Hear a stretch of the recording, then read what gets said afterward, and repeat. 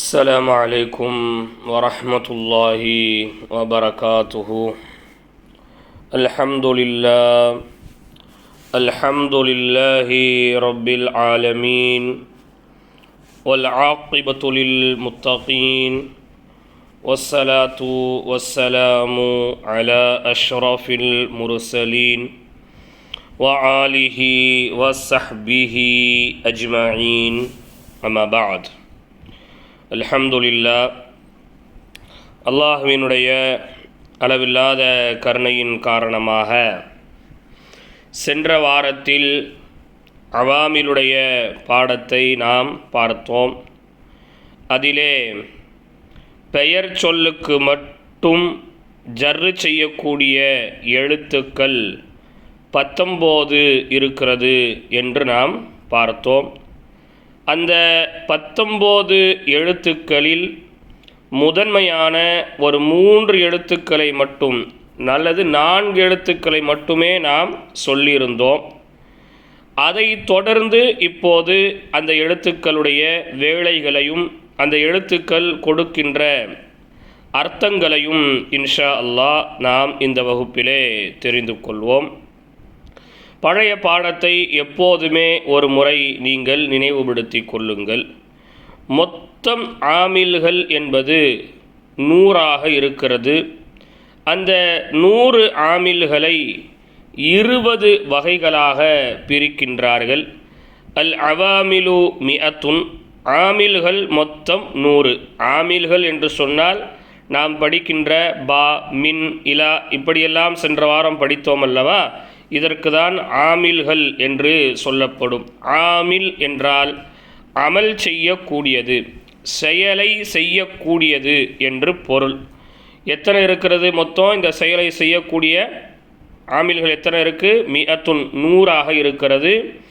அந்த 100 ஆமில்களை 20 வகைகளாக பங்கிட்டு நமக்கு கற்பிப்பார்கள்.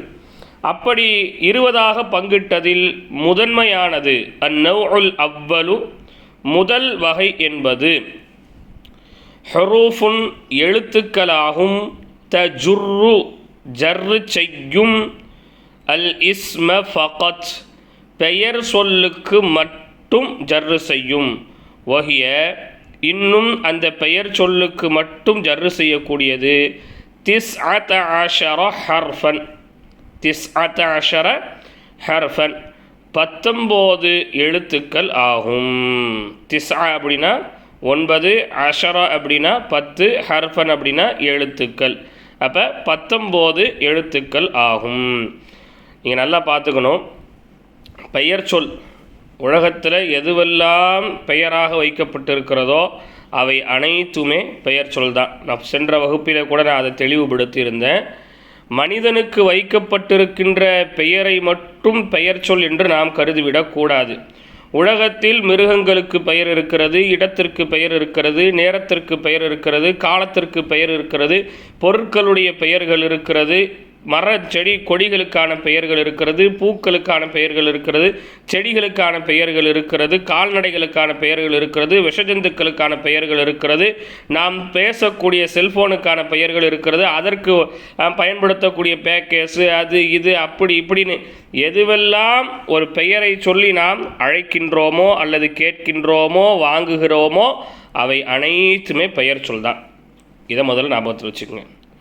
ரெண்டாவது, பெயர் சொல் என்பது காலங்களை கொண்டு அர்த்தத்தை வெளிப்படுத்தாததாக இருக்கும். ஒரு பெயர் சொல்ல சொல்கிறோம்னு சொன்னால் அது ஏதோ ஒரு கடந்த காலத்தில் சேரும், வருங்காலத்தில் சேரும், நிகழ்காலத்தில் சேரும் அப்படிங்கிற மாதிரி இருக்காது. எந்த காலங்களோடும் சேராமல் தன்னுடைய அர்த்தத்தை தானாக சுயமாக வெளிப்படுத்தக்கூடிய ஒரு வார்த்தை தான் பெயர் சொல். ஆனால் வினைச்சொல் என்பது அப்படி அல்ல. வினைச்சொல் என்பது ஏதோ ஒரு நேரத்தோடோ ஒரு காலத்தோடோ இணைந்து தான் தன்னுடைய அர்த்தத்தை வெளிப்படுத்தும். இப்போ கண்ணாடி, இந்த கண்ணாடின்னு சொல்லும்போது இதில் ஏதாவது காலம் இருக்கிறதா? கண்ணாடி அப்படிங்கிறது பெயர் சொல். பேனா பெயர் சொல். பேனான்னு சொல்லும்போது ஏதாவது காலம் இதில் சேருதா? இல்லை. அது மாதிரி ஏசி ரிமோட்டுன்னு சொல்கிறோம்.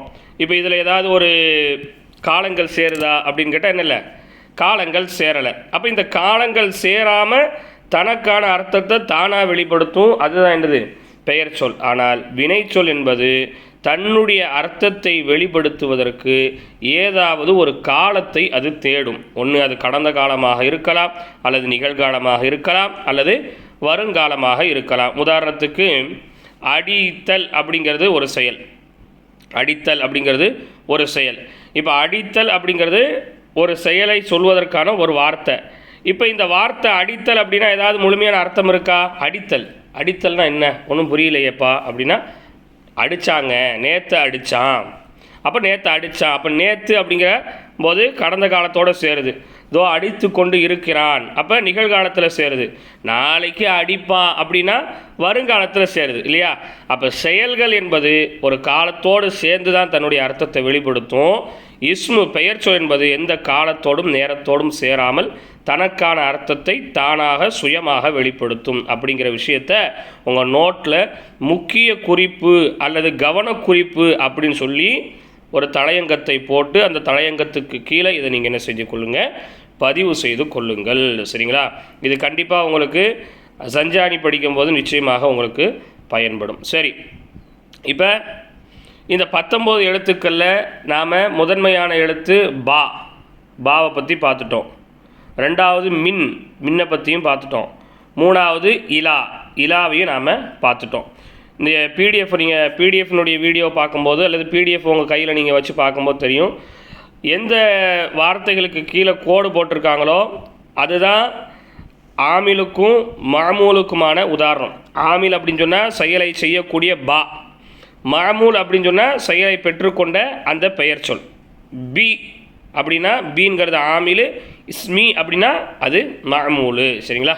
அப்படின்னு சொல்லி சொல்லுவோம். பி அப்படிங்கிறது ஆமில், இஸ்மிங்கிறது என்னது மாமூல் அப்படின்னு சொல்லி நாம் சொல்லுவோம். சரி, பாருங்கள், அந்த கோடு போட்டிருக்கிறது தான் நமக்கு ரொம்ப முக்கியமான விஷயங்கள். சரி, ஹைர். இப்போ அடுத்து என்ன சொல்கிறாங்க, 4வது எழுத்து ஃபி. இந்த 19 எழுத்து நீங்கள் மனப்பாடம் பண்ணணும். 19 எழுத்தையும் மனப்பாடம் பண்ணணும். எப்படி மனப்பாடம் பண்ணணும்? போன வாட்டியே சொல்லணும் இல்லையா? எப்படி மனப்பாடம் பண்ணணும்? தூக்கத்தில் எந்திரிச்சு கேட்டால் கூட, எழுப்பி கேட்டால் கூட என்ன செய்யணும், நீங்கள் சொல்லணும். இஸ்முக்கு ஜர் செய்யக்கூடிய எழுத்துக்கள் எத்தனை அப்படின்னா 19 அப்படின்னு சொல்லி 19 எழுத்தையும் சொல்லணும். எப்படி தூக்கத்தில் உங்கள் பேரை நீங்கள் தப்பாக சொல்ல மாட்டீங்களோ அந்த மாதிரி இந்த 19 எழுத்துக்களையும் நீங்கள் தப்பு இல்லாமல் சொல்லணும். அந்த அளவுக்கு இதை நீங்கள் மனப்பாடம் பண்ணணும். அப்போ எத்தனை வாட்டி நீங்கள் இதை பாடம் பார்க்கணும், எத்தனை வாட்டி நீங்கள் இதை வாசித்து பார்க்கணும், எத்தனை வாட்டி உதாரணங்களை நீங்கள் தெரிஞ்சுக்கொள்ளணும் அப்படிங்கிறத நீங்கள் யோசிச்சு பாருங்கள். இதெல்லாம் நீங்கள் படித்தாதான் எப்படி நம்ம அர்த்தம் கொடுக்க முடியும், எப்படி நாம் வாசிக்க முடியும் அப்படிங்கிறது உங்களுக்கு என்ன செய்ய வரும், தெரிய வரும். அப்போ அதை தெளிவாக என்ன செய்யுங்க, படிக்கிறதுக்கு முயற்சி செய்யுங்க. அடுத்த எழுத்து ஃபி, 4வது எழுத்து ஃபி. இந்த ஃபி அப்படிங்கிறது இல் அப்படின்னு அர்த்தம் கொடுக்கும். ஃபி அப்படிங்கிற வார்த்தை என்ன அர்த்தம் கொடுக்கும்? இல், வீட்டில், மதரசாவில், உணவில், தூக்கத்தில். இல் இல் அப்படின்னு நம்ம சொல்கிறோமா இல்லையா? வீட்டில் இருக்கிறேன், மதரசாவில் இருக்கிறேன், பேக்கில் இருக்கிறது அப்படின்னு சொல்கிறோமா இல்லையா? இந்த இல்லுங்கிற அர்த்தத்தை எது கொடுக்கும்? ஃபி என்கின்ற எழுத்து கொடுக்கும். ஃபி என்கின்ற எழுத்து. இந்த 19 என்னது? எழுத்துக்கள். சரிங்களா? அதை ஞாபகத்தை வச்சுக்கங்க. ஃபீங்கிற இந்த எழுத்து இல் என்கின்ற அர்த்தத்தை கொடுக்கும். அதே நேரத்தில் இது என்ன வேலையை செய்யும்? இந்த ஃபீக்கு அடுத்து வரக்கூடிய இஸ்முக்கு ஜர்ரு செய்யும். ஃபீக்கு அடுத்து வரக்கூடிய இஸ்முக்கு என்ன செய்யும்? ஜர்ரு செய்யும். இப்போ பாருங்கள், நஹு உதாரணமாக, நஹு உதாரணமாக, அல் மாலு பணம், அல் மாலு பணம், ஃபில் கீசி பையில் இருக்கிறது. கீஸ் கேரி பேக் அப்படின்னு நம்ம சொல்கிறோமா இல்லையா? ஒவ்வொரு ஊரில் ஒரு மாதிரி சொல்லுவாங்க. கேரி பேக் கொடுங்க, கீஸ் கொடுங்க, பை கொடுங்க அப்படிலாம் கேட்குற மாதிரியா? ஃபில் கீசி பையில் இருக்கிறது. இப்போ இந்த ஃபீக்கு இல் என்கின்ற அர்த்தத்தை வெளிப்படுத்துது. இப்போ இந்த கீஸ் அப்படிங்கிறது பெயர் சொல், பை அப்படிங்கிறது என்னதுங்க? பெயர் சொல் தானே. பை அப்படிங்கிறது என்னதுங்க? பெயர் சொல். அப்போ இந்த பெயர் சொல் எப்படி இருக்கும்? கீசுன். அசல் எப்படி இருக்கும்? அசலை நான் உங்களுக்கு ஏன் சொல்கிறேன் அப்படின்னா, அங்கே என்ன வேலையை செஞ்சுருக்கு அப்படின்னு உங்களுக்கு தெரியணும். அசல் என்னென்னு இருக்கும், கீசுன் அப்படிங்கிறது தான் அசல். சரிங்களா? இப்போ கடைசியில் சீனுக்கு பார்த்தீங்கன்னா ரஃபா இருக்குது. அசல் என்ன இருக்குது, ரஃபா இருக்குங்க. சரியா? இப்போ இதுக்கு முன்னாடி இந்த ஃபீ வரும்போது என்ன ஆகுது அப்படின்னு சொன்னால், அங்கே இருக்கக்கூடிய ரஃபாயை நீக்கிட்டு, ரஃபான்னு சொன்னால் இன்னுமே நிறைய ஒன்றா சுமராக்காரங்களுக்கு தெரிய மாட்டேங்குது. ரஃபானா தோய் பேஷு, முதல்ல அதை நீங்கள் என்ன செய்யுங்க, அந்த ஹரக்கத்துகளை நல்ல முறையில் படிச்சுக்கங்க.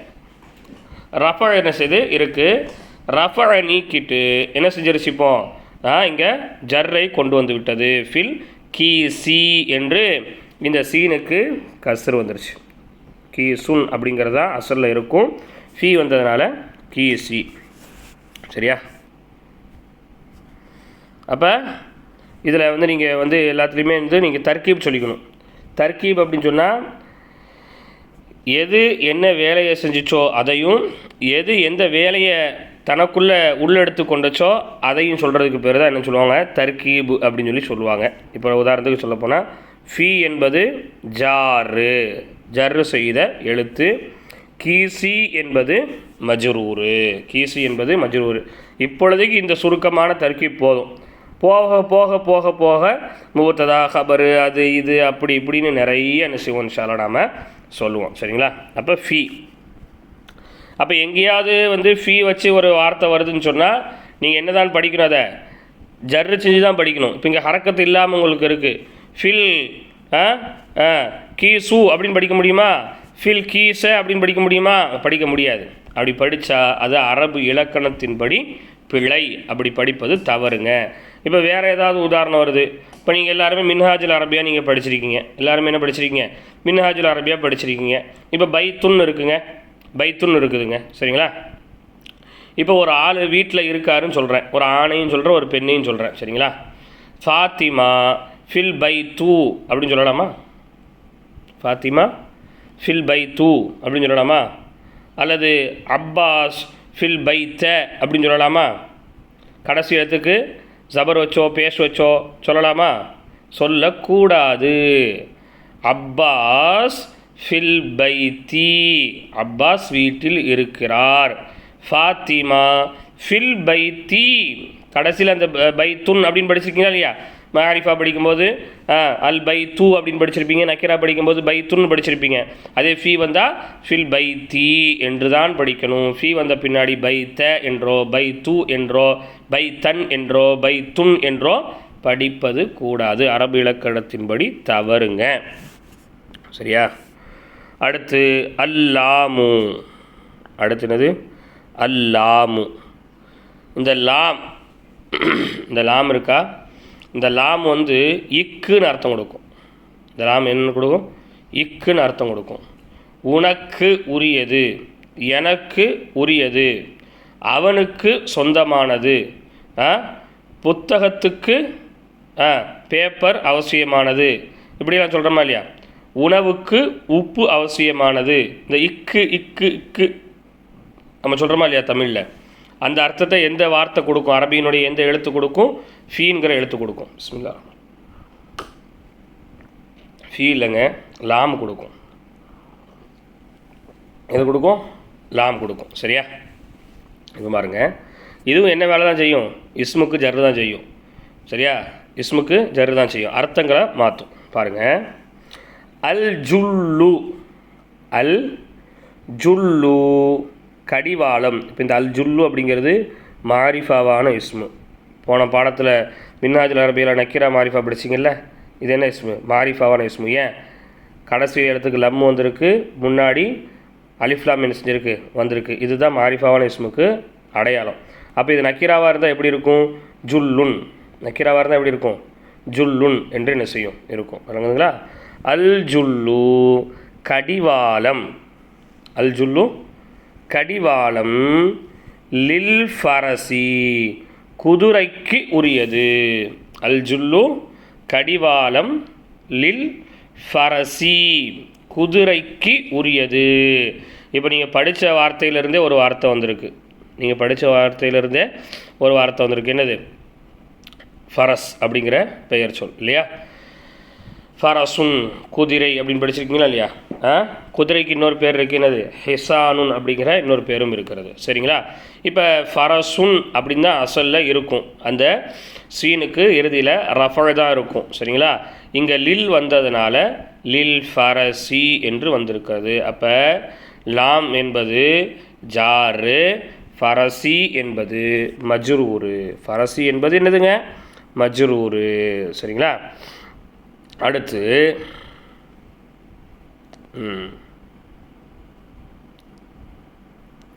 ருப்ப.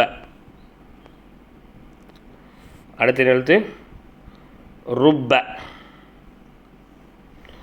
ருப்ப அப்படின்னா என்ன அர்த்தம் கொடுக்கும்னு சொன்னால், எத்தனையோ, எவ்வளவோ, எத்தனையோ இல்லை எவ்வளவோ, எவ்வளவோ பார்த்துட்டோம் அப்படின்னு சொல்லமா இல்லையா? அந்த மாதிரி எவ்வளவோ செலவு பண்ணிட்டேன், இதை செலவு பண்ண மாட்டேனா? எவ்வளவோ சாப்பிட்டாச்சு, இதை சாப்பிட மாட்டேனா? எவ்வளவோ படித்தாச்சு, இதை படிக்க மாட்டேனா? எவ்வளவோ மனப்பாடம் பண்ணி சொல்லிட்டேன், இதை மனப்பாடம் பண்ண மாட்டேனா? இந்த எவ்வளவோ அப்படின்னு சொல்லி சொல்லுவோமா இல்லையா? அதுக்கு என்ன சொல்லுவாங்க? ருப்ப. ருப்ப அப்படின்னு சொன்னால் என்ன அர்த்தங்க? எவ்வளவோ அப்படிங்கிற அர்த்தத்தை கொடுக்கும். சரிங்களா? இப்போ ஆனால் இந்த ருப்பவும் என்ன வேலை தான் செய்யும்? என்ன வேலை தான் செய்யும்? இஸ்முக்கு ஜர்ரு தான் செய்யும். நீங்கள் அதை வந்து அடிக்கடி ஞாபகத்தில் வச்சுக்கணும். பாடத்தை விட்டு வெளியே போயிடக்கூடாது. பாடத்தை விட்டு என்ன செஞ்சிடாதீங்க? வெளியே போயிடாதீங்க, குழம்பிடாதீங்க. சரியா? இப்போ பாருங்க, ருப்ப எவ்வளவோ மாலின் பணத்தை, மாலின் பணத்தை, அன்ஃபக்துஹு நான் செலவு செய்துள்ளேன், அன்ஃபக்துஹு அவனுக்கு நான் செலவு செய்துள்ளேன். எவ்வளவோ பணத்தை நான் அவனுக்காக வேண்டி செலவு செஞ்சுருக்கிறேன். இப்போ மாலின் இதுதான் நமக்கு மேட்ரு, இதுதான் விஷயம். நமக்கான விஷயம் எது? மாலின் என்பது தான். இப்போ மாலின் என்பது என்னதுங்க? இஸ்மு, பெயர். பணம், காசு, துட்டு, பைசா, ரூபா, மணி, தீனார், திர்ஹம், டாலர், இதெல்லாமே என்னது தான்? பேர் தான். அப்படி தானே? இதெல்லாமே என்னதுங்க? பேர். பணத்துக்கு ஒவ்வொரு ஊர்லேயும் ஒவ்வொரு பேர் என்ன செஞ்சுருக்கான்? வச்சுருக்கிறான். அப்போ மாலின் பணம் என்பது என்னது? பெயர் சொல். பணம் என்பது என்னதுங்க? பெயர் சொல். அப்போ இந்த அசல் எப்படி இருக்கும்? மாலுன். அசல் எப்படி இருக்கும்? மாலுன் அப்படின்னு சொல்லி இருக்கும். அதுக்கு முன்னாடி ருப்ப வந்ததுனால ருப்ப மாலின் என்று என்ன செய்திருக்கிறது? வந்திருக்கிறது. சரிங்களா? சரி, ரைட். அப்போ ருப்ப என்பது ஜாரு, மாலின் என்பது மஜ்ரூரு. நீங்கள் எல்லாத்துக்குமே அதை சொல்லணும். பிஸ்மில்லாவில் வந்து பா என்பது ஜாரு, இஸ்மி என்பது மஜ்ரூரு. அது மாதிரி என்ன இருக்குது? அடுத்து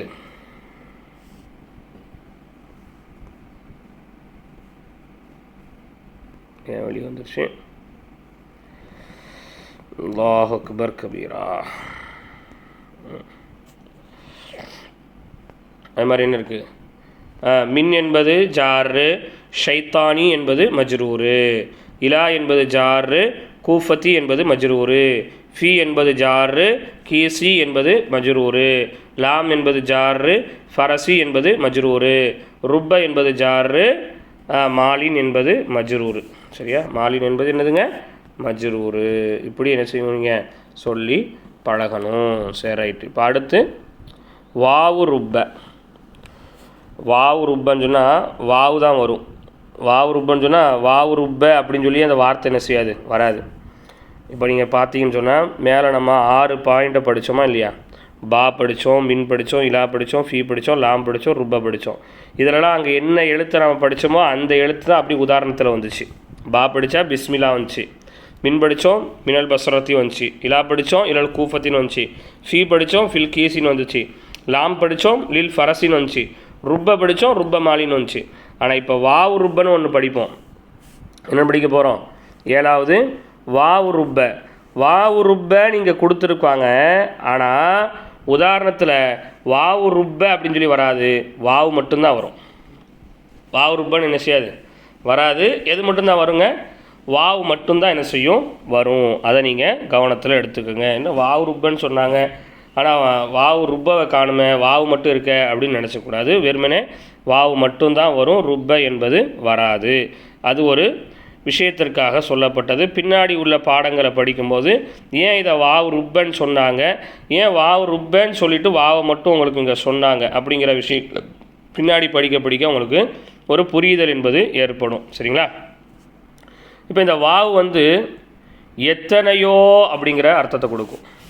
எத்தனையோ நாள் பட்னியாக கிடந்திருக்கேன், எத்தனையோ நாள் தூங்காமல் இருந்திருக்கேன். இன்றைக்கி பூரா பேர் மோட்டிவேஷனல் பேசும்போது இதுதான் அதிகமாக, இந்த வார்த்தையை தான் அதிகமாக யூஸ் பண்ணுறாங்க. அப்படிதானங்க?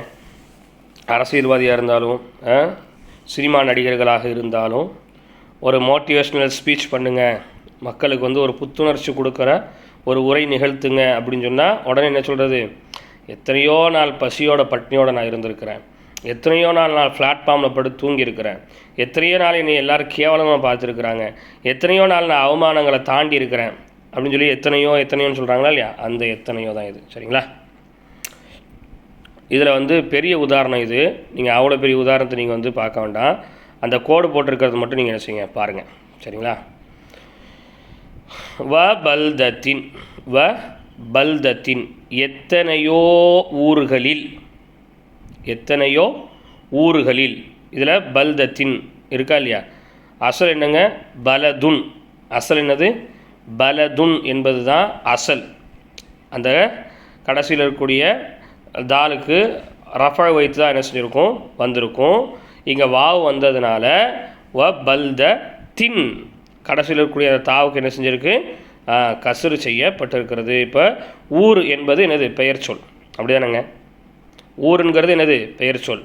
ஊருக்கு ஒரு பேர் இருக்கும், ஒவ்வொரு ஊருக்கும் ஒரு பேர் என்ன செய்யும் இருக்கும். அப்போ ஊர் அப்படிங்கிறதே முதல்ல என்னது தான் பெயர் சொல்லுதாங்க. அப்போ எத்தனையோ ஊர்களில் லைஸ பிஹா அனீசுன் அங்கே மனிதர்களே இல்லை, இல்லல் யாஃபிரு வலல் ஈசு கால்நடைகளையும் கோவேரி கழுதுகளையும் தவிர எத்தனையோ ஊர்களில் ஆட்களே மனிதர்களே இல்லை. நானும் எத்தனையோ ஊருக்கு போயிருக்கேன்பா, அந்த ஊர்கள்லாம் மனுஷனே இல்லை, எங்கே பார்த்தாலும் கால்நடைகளும் அதுவும் இது மாதிரி என்ன செய்யுது இருக்குது அப்படின்னு சொல்லி என்ன செய்வாங்க சொல்கிறாங்களா இல்லையா, அந்த மாதிரி. சரிங்களா? அப்போ பாருங்கள், இப்போ வாவ் என்பது ஜாரு, பல்தத்தின் என்பது மஜ்ரூரு. வாவ் என்பது ஜாரு, பல்தத்தின் என்பது என்னதுங்க மஜ்ரூரு. சரிங்களா? அப்போ வாவ் என்பது என்ன அர்த்தம் கொடுக்கும், எத்தனையோ அப்படிங்கிற அர்த்தத்தை கொடுக்கும். பின்னாடி இன்னொரு வாவையும் நம்ம என்ன செய்வோம் படிப்போம். எப்படி இதெல்லாம் நம்ம கண்டுபிடிச்சிக்கிறது அப்படிங்கிறதையும் இன்ஷா அல்லாஹ் நான் பின்னாடி போகத்தான் நான் உங்களுக்கு சொல்லுவேன். இப்போவுமே சொன்னால் குழம்பிடும். ஆல்ரெடி இந்த பாடம் புரியாமல் நிறைய பேர் குழப்பமாக இருக்குன்னு நீங்கள் சொல்கிறீங்க. ரொம்ப இலகுவாக நான் உங்களுக்கு என்ன செய்து கொண்டிருக்கிறேன், நடத்தி கொண்டிருக்கிறேன். ஆனால் இதுவுமே உங்களுக்கு குழப்பமாக இருக்குது அப்படின்னு சொல்லக்கூடியதையும் நான் கவனத்தில் வைக்கிறேன் இன்ஷா அல்லாஹ். சரி ஹைர் பாருங்கள். அப்போ இஸ்முக்கு ஜர் செய்யக்கூடிய எழுத்தில் 7வது எழுத்து வாவ் ருப்ப. சரிங்களா? அடுத்து அன். அடுத்து என்ன அன். அன் அப்படிங்கிறது என்ன அர்த்தம் கொடுக்கும் சொன்னால் இருந்துன்னு அர்த்தம் கொடுக்கும். அன் அப்படின்னு சொன்னால் என்ன அர்த்தம் கொடுக்கும், இருந்து சாப்பிட்டு போங்க அப்படின்னு சொல்கிறோமே, அந்த இருந்து இல்லை. அந்த இருந்து வந்து தமிழில் வந்து உட்காருங்க அப்படிங்கிறது தான் இருந்து சாப்பிட்டு போங்க அப்படின்னு நம்ம சொல்கிறது. புரியுது அவங்களுக்கு? அது வேறு இருந்து, இது வேறு இருந்து. இருந்து அப்படின்னு சொன்னால் பையில் இருந்து, அதுவும் வேறு.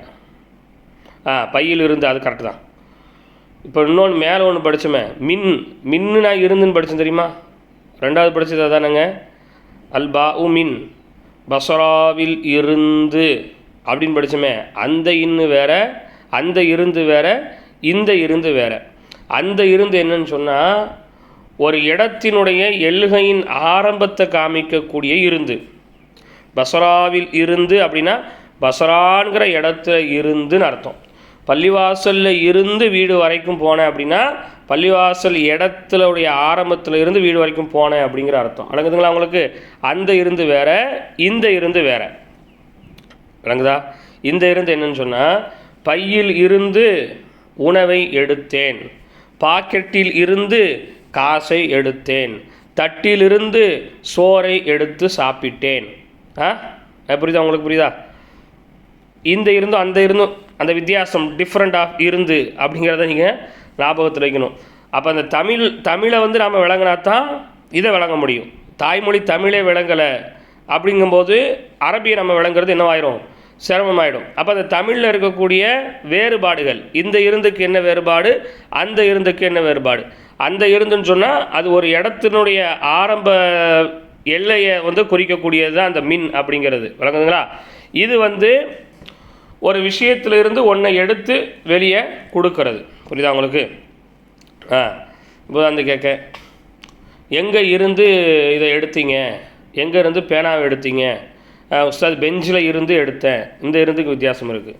நீ எங்கேருந்து வாரீங்க அப்படின்னு கேட்குற, பஜாரில் இருந்து வாரேன் அப்படிங்கிற பதில் வருது. அப்போ ரெண்டு இருந்துக்கும் என்னது இருக்குது, வித்தியாசங்கிறது இருக்குது. இந்த அன்னு இருந்துன்னு அர்த்தம் கொடுக்கும். நான் ரெண்டாவது சொன்ன அமைப்பில் இது இருந்துன்னு அர்த்தம் கொடுக்கும், விளங்குதுங்களா உங்களுக்கு.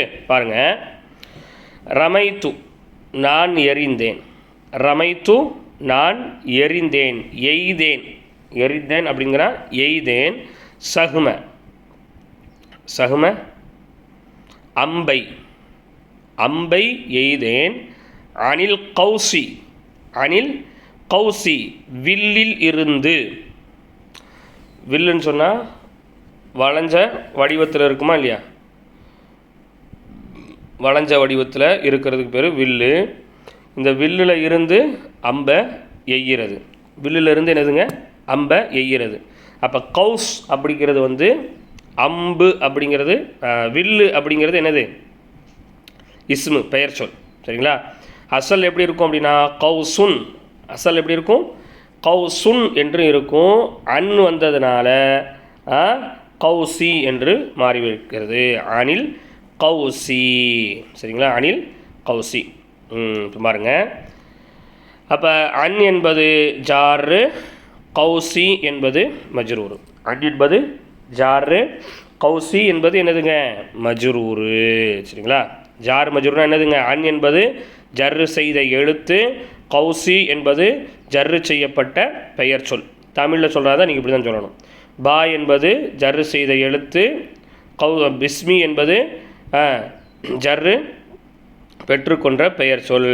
மின் என்பது ஜர்ரு செய்த எழுத்து, பசரத்தி என்பது ஜர்ரை பெற்றுக்கொண்ட பெயர் சொல்.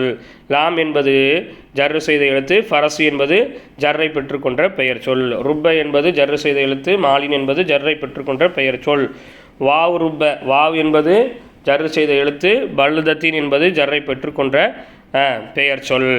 அன் என்பது ஜர்ரு செய்த எழுத்து, கௌசு என்பது ஜர்ரை பெற்றுக்கொண்ட பெயர் சொல் அப்படின்னு சொல்லி தமிழில் சொல்லுவீங்க, சரியா. அடித்து பாருங்க. அடுத்து 9வது எழுத்து அலா. 9வது எழுத்து என்னங்க, அலா.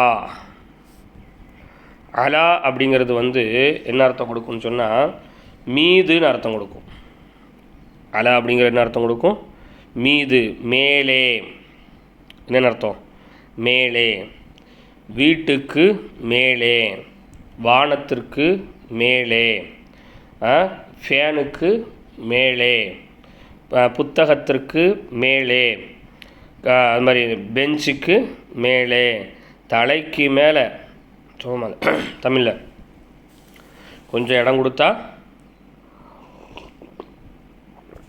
தலைக்கு மேலே ஏறுவீங்களே அப்படின்னு சொல்லி சொல்லுவோமா இல்லையாங்க, அந்த மாதிரி மேலேங்கிற அர்த்தத்தை கொடுக்கும், சரியா. தமிழில் எதெல்லாம் என்னெல்லாம் மேலே மேலேலாம் வருதோ அதெல்லாம் நீங்கள் உதாரணத்தில் சொல்லலாம், சரியா.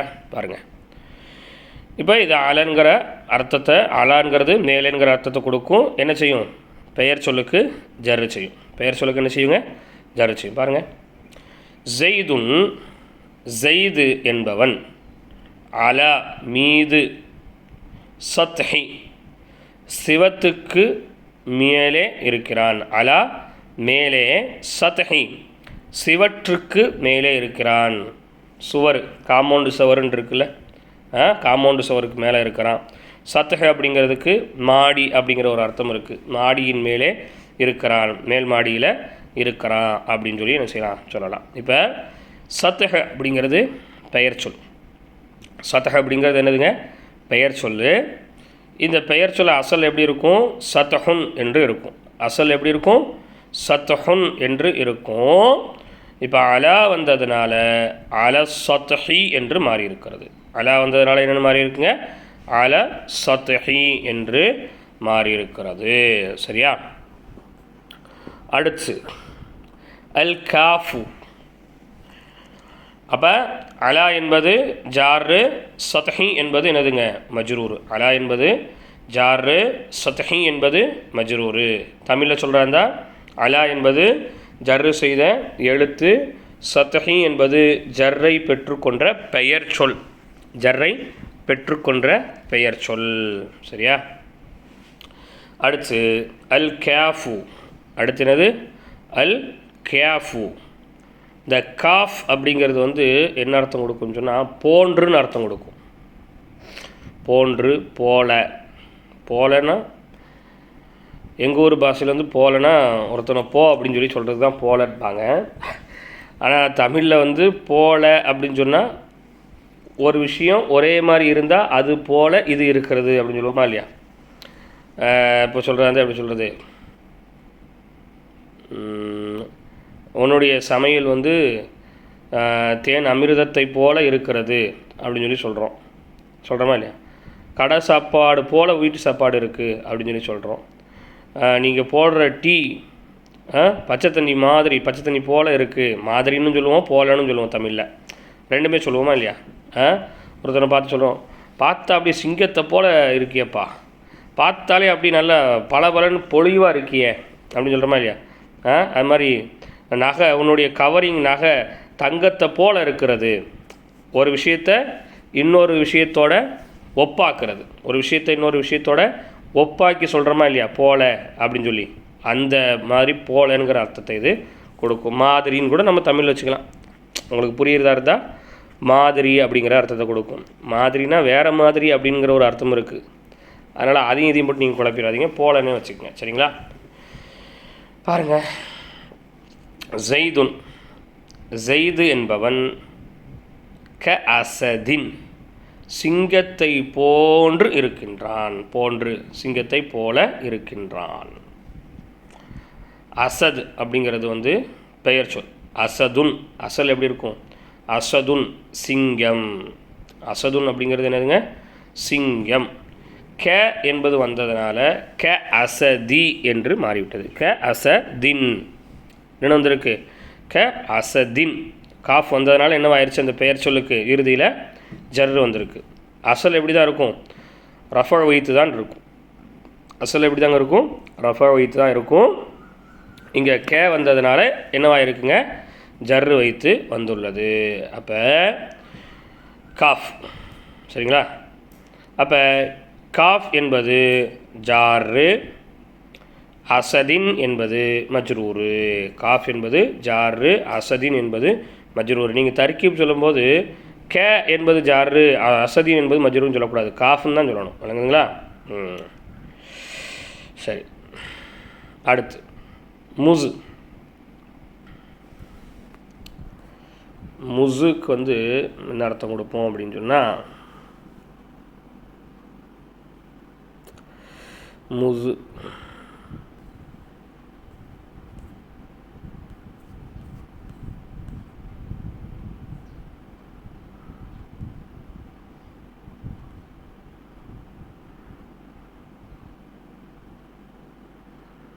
முசு முன்சு.